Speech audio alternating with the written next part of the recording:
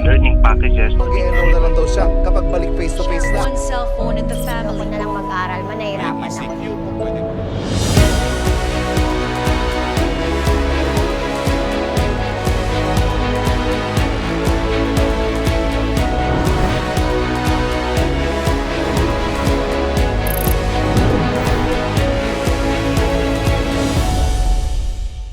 Our next guest is truly instrumental in the delivery of our senior high school program at the University of Makati. And as we all know, this is something that we are very proud of, and we are one of the pioneers and trailblazers in senior high school education. Of course, she is no less than the Dean of our higher school ng UMak, Dr. Maria Corazon E. Benosa. Again, friends and colleagues, a very warm welcome for Dean Benosa.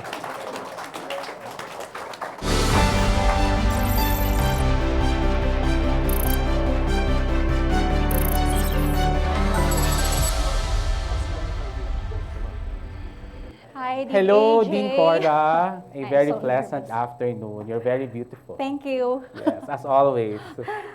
I'm so, this is really a humbling experience to sit here in a well-prepared AUC in the Better Normal. Wow. Can you hear my heartbeat? We can After auscultate that your talk heartbeat. with Dean Cora. Miss Camille, yes. Yeah. Dean Cora, reading through the text of your presentation title, Recognizing the Edges of Centennial Learners for the School's Continuity and Recovery Plan. This actually focuses on the attributes of our present-day learners as a very vital component of our recovery plan. That's right. And the reason for my topic today about the Centennial learners is not about I am the dean of the higher school ng UMak, and that because HSU is the first line manager, or we are the first line manager of the grade 11 and 12 programs that delivers the cohort freshmen in the college or in the colleges. In addition is that the fact that I am a teacher and a guardian and a mother of a Centennial learner who actually experienced the COVID-19 pandemic and its large disruption to the educational systems in ours and their generation. And we cannot deny that this pandemic really brought larger gaps between the learners and the teachers, as both attended classes remotely, no, and met on screens rather than face-to-face, and seeing them and establishing eye contacts. Many, if not most of us, could hardly recognize our learners since their cameras are frequently off. Turned off. Right? Right. And it's difficult to really understand them if that's the case. But this should not be the case for our educational institution. Now, it is really necessary to recognize the characteristics of the Centennial learners Definitely. in order for the schools to perform their role in guiding the Filipino youth, no? Effectively to become responsible and also enlightened Makatizens, and also to efficiently create or draft the school's continuity and recovery plan. Right. Okay. Dean Cora, it's actually very interesting that your presentation also circles in an acronym, TKS. If our president had KKK this morning, you now have T, K, and S. Not to preempt the presentation, T actually stands for teaching is learning twice, definitely. K stands for knowing the Centennial learner. And lastly, the S stands for the school's continuity and recovery plan. Actually, Dean Cora, I coined an acronym for TK and S. It could be also to know self or to know oneself, which is very important. And definitely in knowing oneself, we should also know our school. To know school or to know our school. That's right. But we will circle in your presentation, TKS. Right. So, Ma'am Cora, off to the first letter, the letter T. Why do you think we need to recognize these edges of our Centennial learners? Right. TKS is actually the outline of my presentation. The first would be share to you that teaching is really learning twice. John Jobert said that to teach is to learn twice.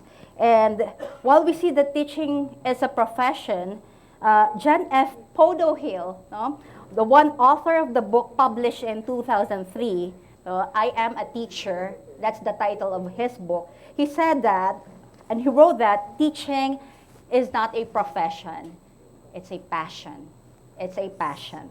Now, without passion for your subject, number one, without passion for your subject, and number two, desire for your students to learn, we have failed as teachers. And, failure should not be an option. I would like to share in this talk 2Ds. No? 2Ds. 2Ds. Yan, see that? Actually, I love that sunny side up, double egg yolk. But still, I'm allergic. I like double. So it's 2Ds. Now, I'd like to share that to you. Delight and diligence for the assigned subjects. How do we find delight and diligence? I know that. Naughty for the assigned subjects, and the discipline and desire, or 2Ds, for the students to learn. Parang ngayon lang nag-subside yung naughty laughter sa inyo. All right. Now, delight. We have to be really delighted on the subjects that are assigned to us. Sometimes when we are given assignments or teaching load, parang, what? That again? How can we be delighted? Well, we have to find ways to discover delight in the subject matters given to us or assigned to us by our department chair. So first, if you're not delighted now, let me just give you this 5 tips. No? 5 tips. First, list down. No? You have to list down what you love about Teaching the subject. About teaching that subject. Number 2, so intentionally, of course, we want to intentionally avoid negatives. Although in this pandemic, negative is good when you're negative in COVID-19. Test. But we have to intentionally avoid thinking negatively. Yes. And number 3, you have to learn more about your subject and attend seminars. There's just a lot of seminars and webinars around. You just have to search the internet and you'll find subjects or webinars appropriate or that matters to your subject or your load. Number 4 is to prepare the lessons and course materials in advance. There's a satisfaction when you have prepared your lessons in advance. And lastly, be creative. You have to be, you have to have fun in delivering that particular subject. All right. Now, I'd like to share with you, still on the light, is a biblical verse, which says, delight yourself in the Lord, and He will give you the desires of your heart. Amen. Also, in Colossians 3:23-24, whatever you do, you have to work at it with all your heart, as working for the Lord. You always think that these things that I'm doing right now, I'm preparing for the online class or limited face-to-face class, this is not for anyone else but for the Lord. And since you know that you will receive an inheritance from the Lord, and it is a reward. You know what, Sir Dean AJ, Dean I Cora. remember a story about Apo. this. I shared a joke to Dean Attorney Duca about 3 persons really going to heaven. And let me share that to you. It's a story of my daddy. He keeps on telling us stories. Uh, there were 3 professionals who died, and they found themselves in front of the pearly gates of heaven. And of course, who will you see in the pearly gates of heaven? It's St. Peter, that's right. So St. Peter stood there, and he asked the first professional, what did you do on earth, and why should you go to heaven? The doctor said, I work to bring healing and peace to the poor, suffering city's children. Very noble. St. Peter said, you may enter. And in through the gates, the young professional went. To the next, St. Peter asked the same question. So, what did you do on earth? The lawyer said, I work to uphold and protect law to the indigent. How admirable, said St. Peter.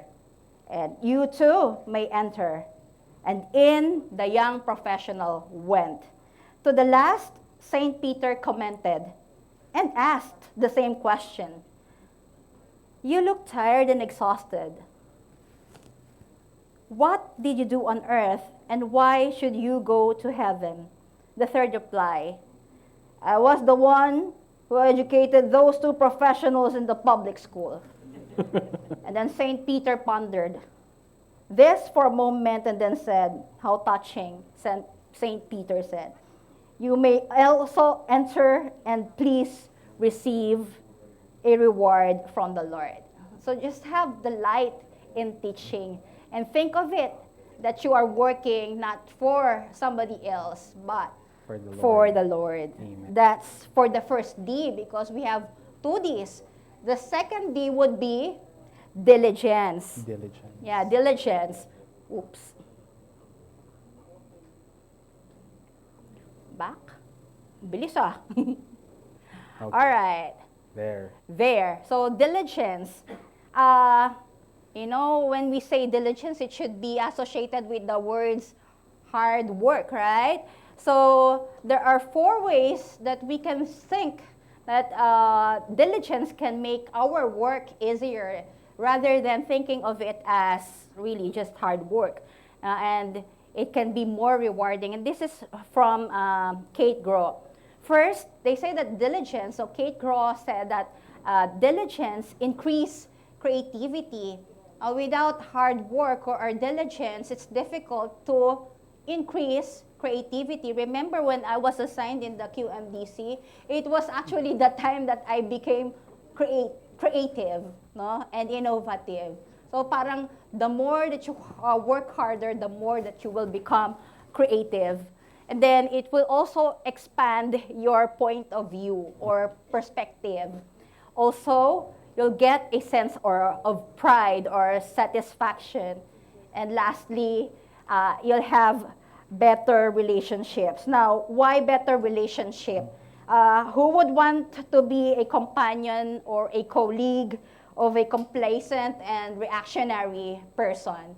No? That's why you'll have better relationship. And then, of course, some legal basis. Now, you're reviewing the Code of Professional Ethics for public school teachers and officials. We really have to be diligent. If you still remember our preamble, I'm not an educator, or should I say I'm not a graduate of BS education, but I am an IT graduate. But since I was hired here as teacher, I need to take units in education. And that there is a preamble that we need to memorize in that particular subject in education. No? And the preamble would be in the belief, if I still remember it correctly, in the belief of freedom and democracy, peace and progress, security and happiness can be best achieved and maintained with an enlightened citizenry, and that to have or to produce such citizenry, the schools must be able to produce or to perform its tasks to guide the Filipino youth into wholesome personality and good character with personal efficiency, with democratic ways of living, and nationalism, practical nationalism, and international goodwill.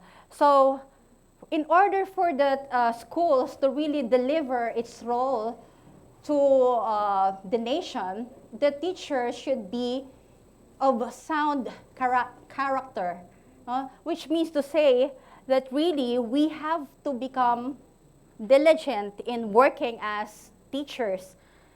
There is also section 2 and section 9 in that article, that's the teacher and the students, that the teacher shall recognize that the interest and welfare of the learners are first and foremost concerns, and it shall deal justifiably and impartially with each of them. And in section 9, teacher shall ensure that conditions contribute to the maximum development of learners are adequate and shall extend needed assistance in preventing or solving learners' problems and difficulties. So that's really delight and diligence. Or due diligence. Sa 3D na, no? Hindi na 2D lang. All right. So, we have to be passionate with our subject. And aside from being passionate to the subjects assigned to us, we should also have 2Ds, no? That is desire and discipline to kindle the passion for students to learn. Now, when we say discipline, this really means to train, no? And we have to train not just our students, but also ourselves. Desire should be a keen desire for our students to really learn, no? Rather than to be conscious about what the students are learning. And we want students to be intrinsically motivated to continue learning.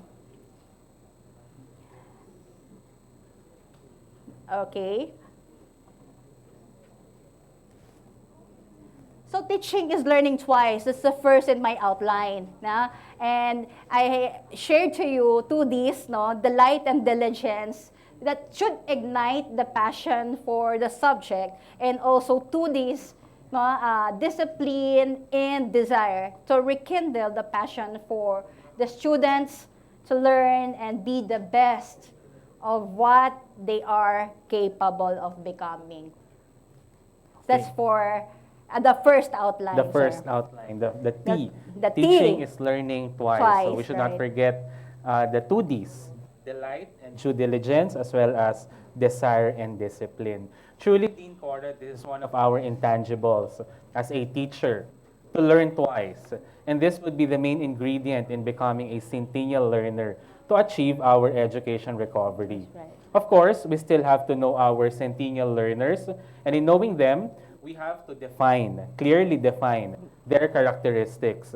Dean Cora, what are the characteristics of a Centennial learner, and how will this affect our school's continuity and recovery plan? Thank you, AJ. Dean AJ, if I may say, whether you are a school head or administrator, a teacher or a staff, or a parent or a guardian, it is important to know that today's students are different in so many ways, and they are different from the past generations. Definitely. The school's continuity and recovery plan is centered to the learner's need, learning gaps, and learning losses. And to establish a strong framework for reopening our schools, it is necessary to know our Centennial learners. And when we speak of Centennial learners, these are the 21st century learners, or the Gen Z, iGen, or the Centennials, they are born in 1996 to 2015, and they grew with the emerging technologies at their fingertips. No? And if I may share with you, one of our projects no, in the higher school ng UMak Skydrifter, this is a video animation of who the learners are today.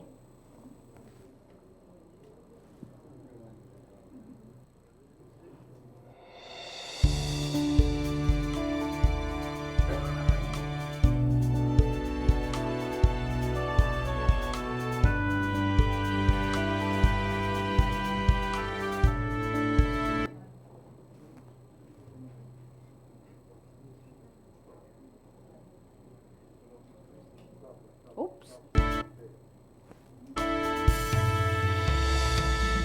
The night before was bright, This is an original composition of one of our teachers in but HSU. when I woke up, The I graphics or thought the I could animations were not made by stand the students of the The animation darkest of track, the darkest led by, hour, of course, Mr. made Christian the world with thousand Salay. shatters, consume all the laughters. This what happened share in the best part 2019. that matters. Well, they're doing their I'm a classes, sky drifter. suddenly the disruption. Lightning might strike me.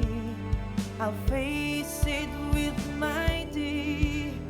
Forget all the worries. 'Cause I'm a sky drifter.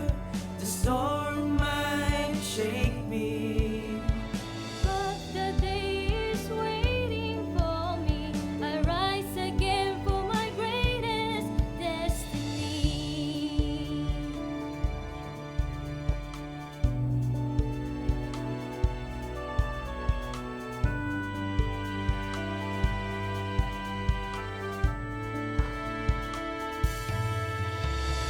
This may be the toughest, That's but the dance not my track or first the strand ride. under the sports Sun hits me or under the with arts and design track. scorching rays, but as I fly with flame, I will never be burned. 'Cause I'm a sky It's difficult to dance with drifter. Lightning might strike me. I'll face it with mighty. Forget all the worries. That's in BGC din, Cora. Right. 'Cause I'm a sky drifter. The storm might shake me, but the day is waiting for me. I rise again for my greatest destiny. Take this message with my name. We have such talented students at HSU. I fly Those to are the sun. original paintings and drawings of our art students. Wherever it may be, And the singers are I'll also control students. the wind and gravity to the sea of my own destiny. Destiny. 'Cause I'm a sky drifter. Lightning might strike me. I'll face it with mighty. Forget all the worries. 'Cause I'm a sky drifter. The storm might shake me, but the day is waiting for me. I rise again for my greatest destiny.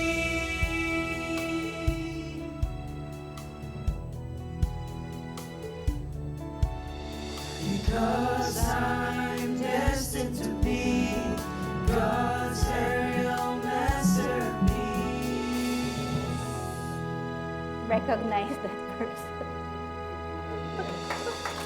Such great work of art from our higher school ng From UMak the students and of course right. And they teachers. really included the drawing of animation of And all Sir original Vivian. work from our All dear original work, students. right? Now, let me share to you the characteristics of Gen Z. No? The Centennials Gen Z and iGen learners. Now, you would notice here in my presentation or this slide, 97% of our students, or the Gen Z or the Centennial learners owns smartphones.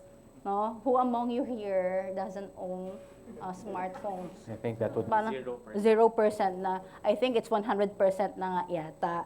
So, we can review in our OBTL course outline, no? The activities that takes advantage or that take advantage of the use of smartphone. Maybe we still do not have these activities in our OBTL. We might now try to include this in our activities. Do we meet in the department, no? And we recommend an educational app? Do we recommend educational app, no? Running in a smartphone in an educational app, no? For our course activities or assessment. So, if your own surveys, if you're conducting your own surveys in the colleges, no? And studies tell you that, tells us that majority of our learners use smartphones, then the use of a teacher-recommended educational app should be part of the course activities and assessments.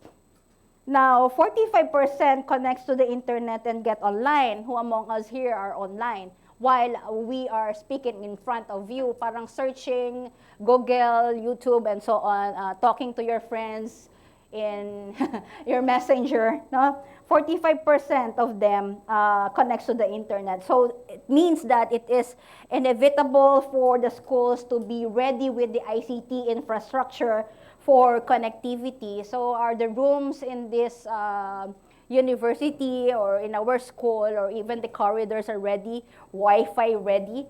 74%, no, opens up a social media platform. Communication platform should use the common social media platform used by the learner. So if the common social media platform is what? Facebook, then communication should be through Facebook also or Messenger. Sometimes we have to prepare for other versions or other apps like Twitters, no? Minsan doon sila nagrarant. Hindi natin alam. We are not reading the Twitters because we don't have Twitter in our app, no? We have to consider them, Twitter and Discord. And some more, no, up-to-date applications. Doon yata nagrarant ang iba nating mga students. But bottom line is that we have to establish a common communication platform for our students.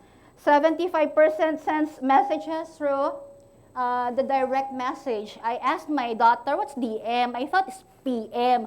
Mommy, DM is also DM. O, diba? Lost na ako. Alright? So, if you want to have an urgent attention, if you want to call the attention of your students, then you have to use this DM. Alright?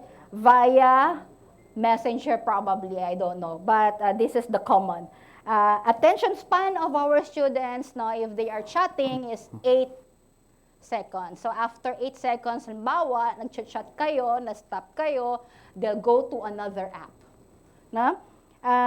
58% plays online games. No? Not just our students or learners, but also our teachers. One of our teachers, no, we are actually discussing to her one important matter about the department, but she's playing Mobile Legends. Then she cannot really, go away with the Mobile Legends. So what we did, I asked Dr. Quinones to really uninstall the Mobile Legend to her phone. So, di ba, ang sama ng loob niya, mataas na daw nung scores niya sa Mobile Legend. And, you know, the terms that they use in the games may also be the terms that we can use in various school events, no? We have to get the attention of the Centennials and be involved in our activities. One of our activities in HSU is online kumustahan. And mind you, if you know the game, what's that game again?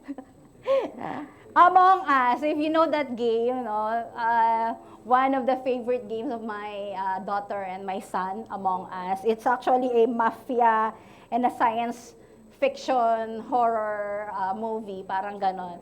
I joined and I played that game while How we was are it? having this online kumustahan. Ang saya, pati ako, parang everyday I'd like to play na with that game. So, these games, no, we can use the terms no, in those games in our activities in the school. All right. 17% do you shop? No? 17% of them do shopping. Yeah. And if they are going to shop, no, these learners, if they are going to shop, 80% of them scope out social media for some good product. So which means to say, they are reading product reviews, no? So ganun po sila, they read product review. Ako, I don't eh. Pero sabi nga, there's a danger if you don't read the reviews. Baka mamaya, 1 star lang pala, yung order mo sa Shopee, ay kawawa ka sa matatanggap mong product. But then, they do, 17% of them do the shopping, but 80% of them checks the reviews of that product. Okay? And I think to apply that in our schools, no, we can use this strategy to solicit the students' evaluation for the courses and the teaching and learning processes, for the improvement of teaching and learning experience. So parang ganon din. We can have this kind of application for our students that they may be able to review, not just no, the usual evaluation that they are doing. 62% of them no, thinks that the phone is more important than wallet. No? So, maiwan na ang wallet, wag lang ang phone. So, what's the implication? The schools should be able to facilitate online payments kasi it's not important naman na pala si wallet because there's GCash. No? There's actually a wallet in the phone. That's right. There's a wallet in the phone. You don't leave your phone, di ba? Ganon sila. School should be able to facilitate online payment, but the school should be able to should be also very cautious about online scams. No? Online scams. So this Centennial learners spends average of up to 4 hours a day engaging in these activities, and these school activities, no, should get a fair chunk of the hours spent by this Centennial. So out of the 4 hours a day engaging of a lot of activities in the social media and in their smartphones, we should as school no, take chunk no, of that activity. Okay, so there are 21 characteristics of 21st century learners, but I just have to show that to you. No?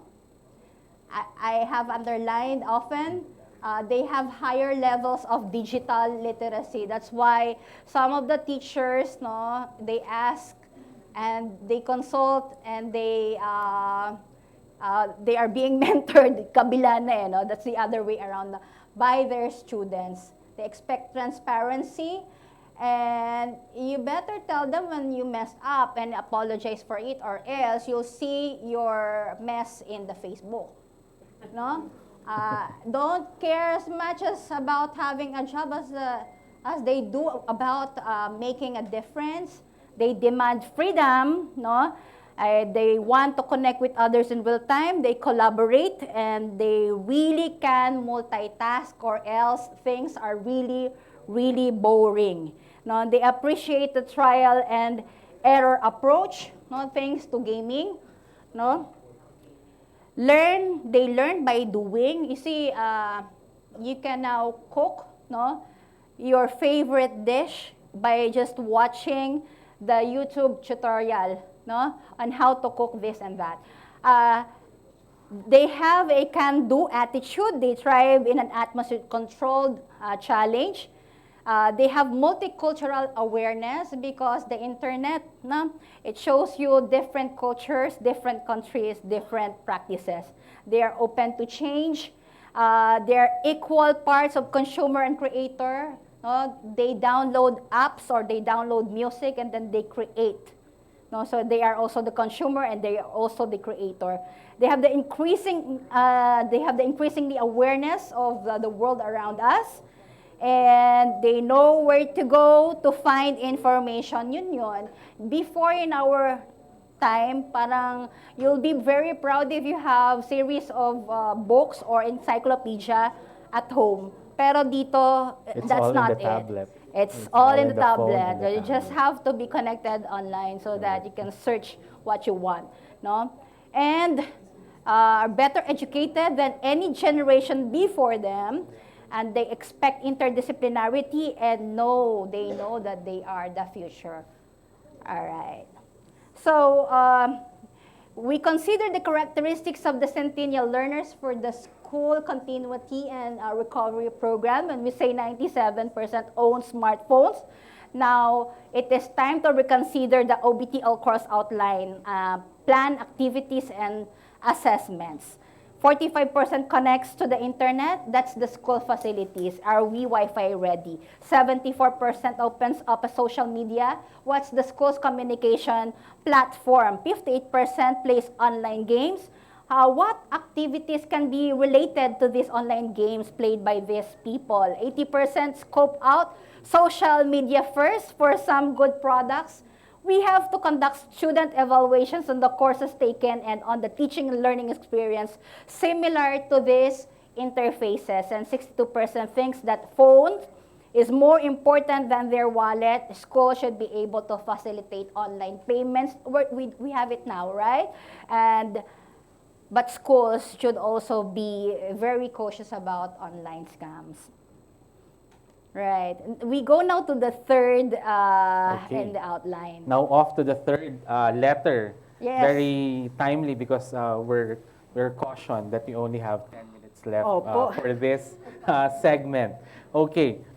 We have known our Centennial learners, and we can say that they are really highly engaged in technology. So, Dean Cora, after knowing our Centennial learner and do concrete steps to promote such, we are now good to do our school's recovery or continuity plan.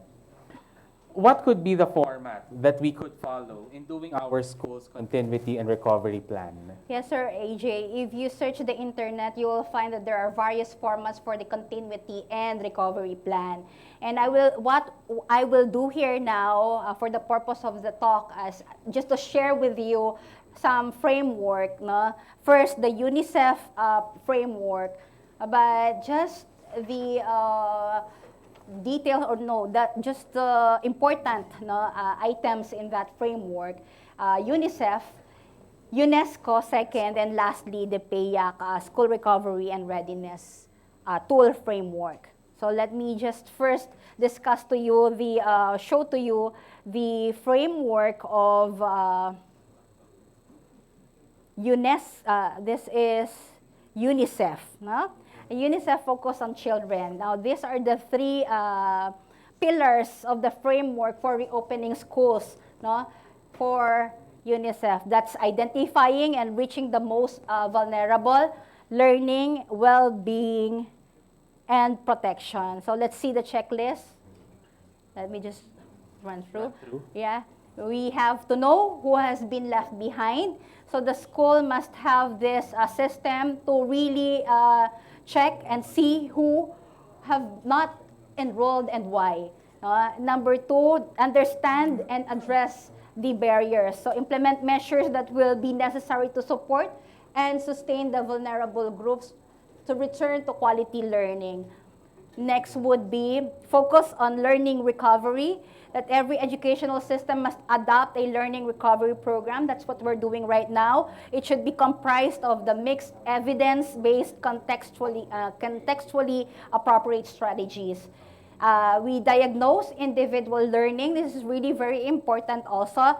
That includes curriculum consolidation and assessment of level of learnings. We have to offer catch-up learning at scale. So tailor it. No? There are some countries that create programs, remediation program for our youth or for the children. For the well-being and protection, we have to strengthen tailored and comprehensive support, no, to meet the learning, health, nutrition, psychosocial well-being, and other needs through cross-sectoral collaboration across the ministries that's in other countries to ensure protection, safety, and referral system. This we don't have. Parang I haven't experienced yet yung referral systems, but in some other countries, no, they have referral systems, especially if it's in terms of the mental health. The enablers to return to learning are the following. We have the leadership, funding, of course, to a sufficient, effective, and equitable with learning losses and remediation, given priority. Accountability system, engage parents. Now, we engage our parents, especially in basic education. We always engage our parents. Maybe we can also tap our parents or GPT or GPIA for this. Young people and communities. Support teachers. This is important. Address the learning losses among their students and incorporate digital technologies into their teaching. So there must be a training that will be discussed, of course, by the next speaker. The innovation which can be beneficial as schools reopen by providing what? The new resources and pedagogies for teachers. All right. Now, this is from UNESCO. There are 9 ideas to concrete actions today that will advance education tomorrow. So again, just running through the 9 ideas for the concrete actions today. 1, commit to strengthen education as a common goal. No? Well, education is what? The great equalizer, they say. Expand the definition of the right to education that includes access to information and knowledge. Next would be value the teaching profession and teacher collaboration. Now, it said there sa UNESCO, there's been a remarkable innovation in the responses of education or educators to the COVID-19 crisis, especially for those systems that are engaged with families and communities. And they are believed to be most resilient. Now, for number 4, we promote student, youth, and children's participation and rights. Number 5, protect the social spaces provided by schools as we transform education, and we're doing it right now. We are having this renovations in our school, but we have to remember that the school is as a physical space is indispensable. We have to have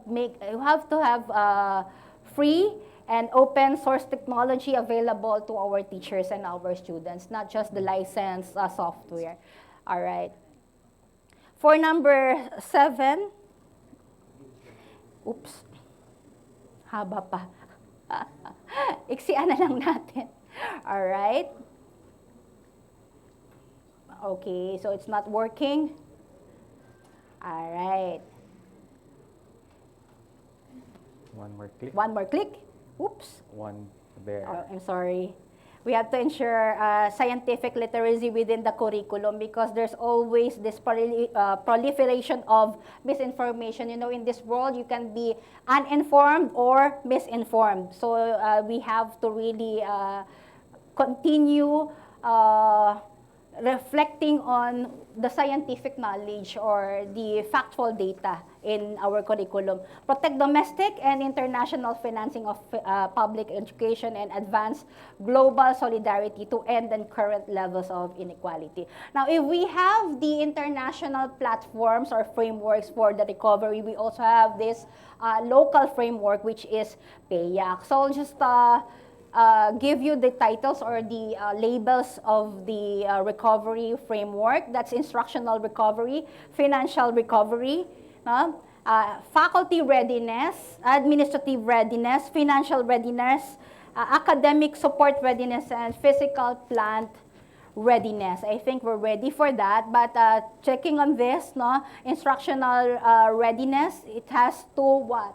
if we're ready, we should have developed a learning analytics system that provides real-time information on students' performance, and so on and so forth. That's EFGH. I can give you, of course, the copy. source of the PAYAC School Recovery and Readiness Tool framework that you can use in your respective colleges. Right. So they could also review in detail. That's right. That's right. Now, in HSU, of course, we did some recovery plan and continuity. I'll just show you this, our preparations for the face-to-face as I end my presentation. Thank you very much. Welcome back to school, your second home, the University of Makati, higher school ng UMak, pilot implementation of face-to-face classes. Come and join us for the HSU virtual tour. At the school entrance, the student's body temperature and face mask will be checked by the guard on duty. Only normal temperature and vaccinated people will be allowed to enter the university.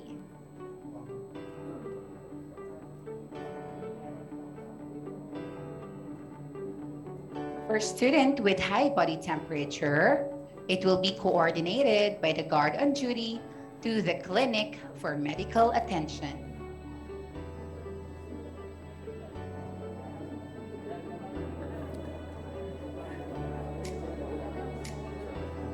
The medical personnel on PPE I think that's just a will ask simulation. the student to stay simulation. in an isolation area for This is monitoring the purposes. ideal limited face-to-face class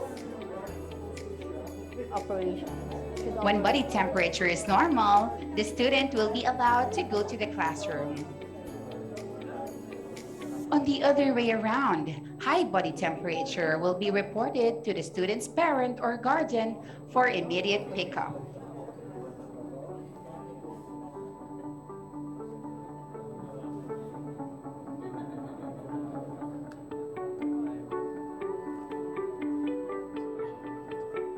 The proper hand washing. The students should use the designated hand wash area following the steps in proper hand washing before going to their classroom. The students follow the designated walkway with physical distancing.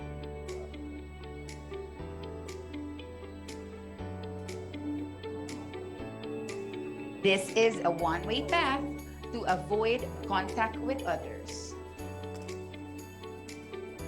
Maintaining the line inside the school premises.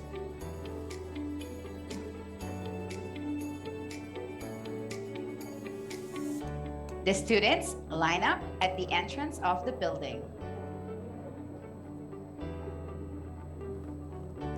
The body temperature and vaccine card will be checked in every entrance of the building.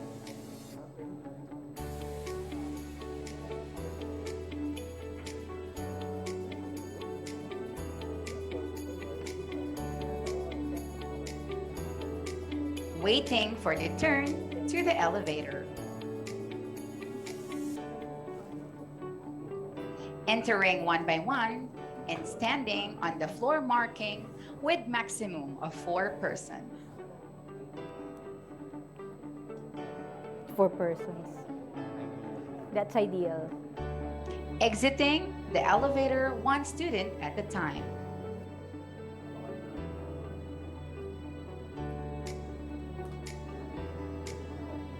Keeping the single line in going to the classroom.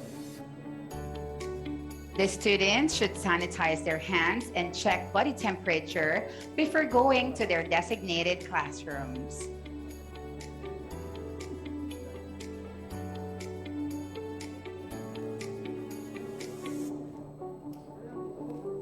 The physical distancing is always observed by following the assigned floor markings.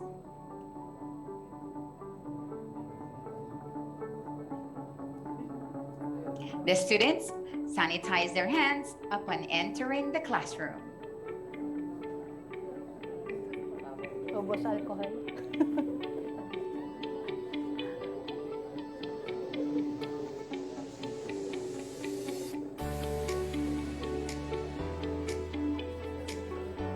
The students proceed to their assigned chairs with corresponding number towards the end of the face-to-face learning.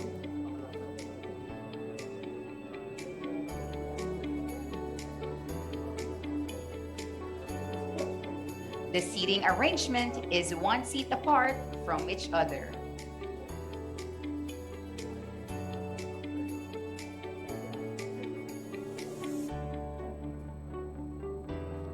The University of Makati Higher School and UMak is making sure that the classroom is safe and conducive for learning with proper lighting and ventilation amidst the pandemic.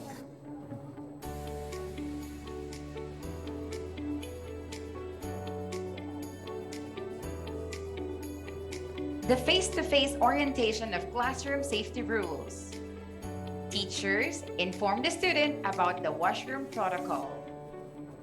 The student will raise hand when they need to go to the washroom. Only one student at a time is allowed. Use your arms or shoulder to open the door. Infection control po. Correct. A lot of Pang protocol. operating room po yan. Wash hands every after use of the toilet. Make sure to follow the steps in proper hand washing to avoid illness. This is actually included in our orientation. Orientation. Yes. Ideally. Dry your hands using the installed hand dryer in every washroom.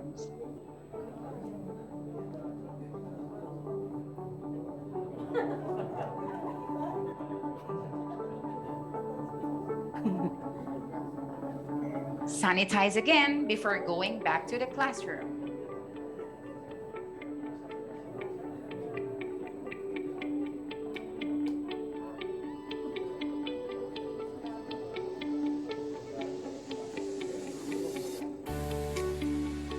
Stay fit and healthy with regular exercise. Stretching daw po. Stretch. Sige. If the student is not feeling well inside the classroom or during class activity,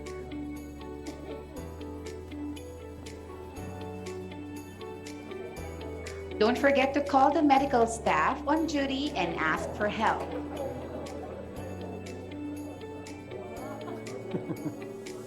Report the incident and check the body temperature. The student will be assisted to the isolation area. For serious medical condition and emergency cases, the school clinic will coordinate to Hospital ng Makati or any nearest hospital for ambulance assistance. The medical personnel will call the student's parent or guardian and send the student to the main gate.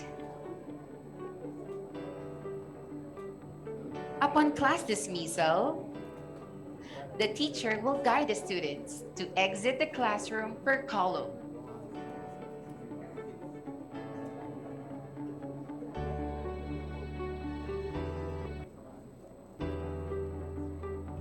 Remember to sanitize hands before going home.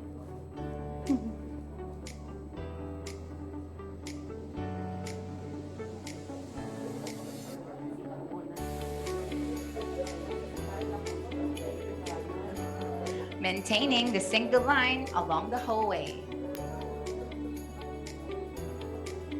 And following the elevator protocol. Only maximum of 4 persons inside the elevator. Stand on the floor markings.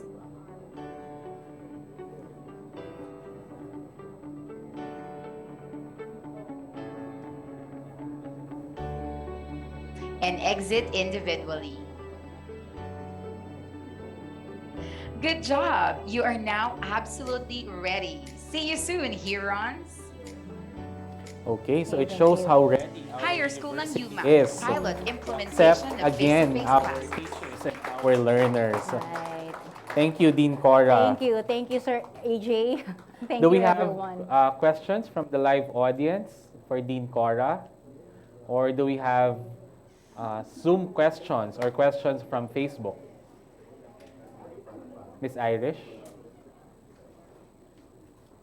I think we have a question from our virtual audience. A question from.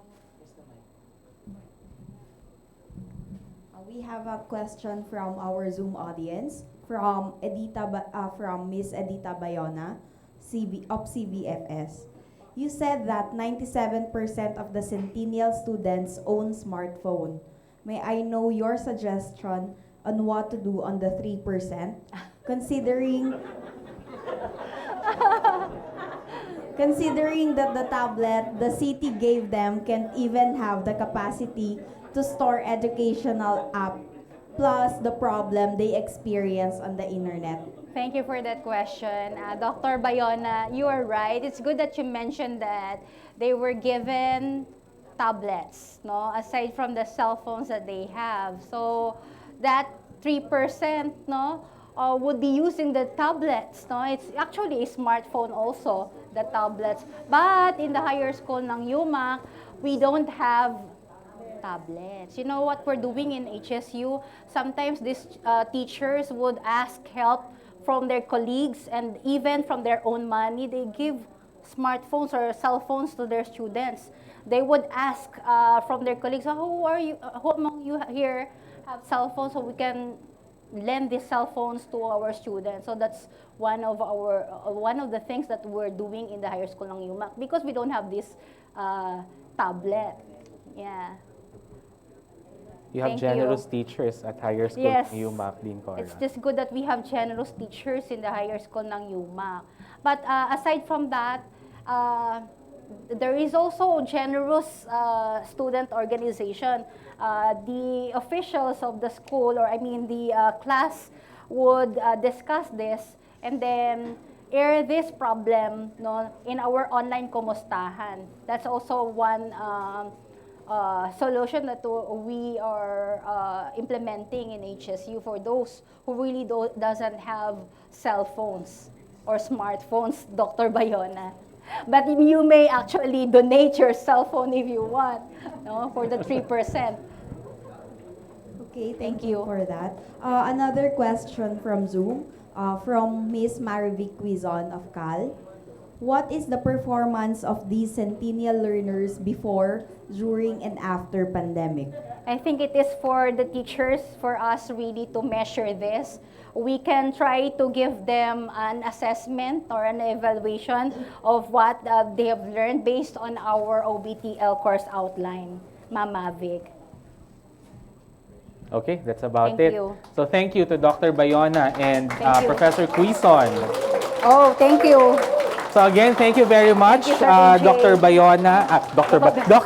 Benosa, Dean Benosa. Opo. Apology. Thank you. Dean Benosa, thank you very much. Maraming salamat po. So again, to recap, teaching is to learn twice, and we should know our Centennial learners to be able to do our school's continuity and recovery plan. So again, thank you, It's your turn. Mga napakaganda mo sa akin. Benosa. Sorry.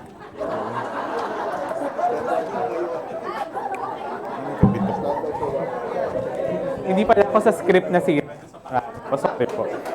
So we're now